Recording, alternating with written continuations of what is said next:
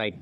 ఈరోజు భారతీయ జనతా పార్టీ అభ్యర్థులైనటువంటి మల్కా కుమరయ్య గారిని ఉపాధ్యాయులు టీచర్లు అంతా కలిసి గెలిపించినందుకు ఉపాధ్యాయులకు పేరు పేరున ప్రత్యేక ధన్యవాదాలు తెలుపుతున్నాను.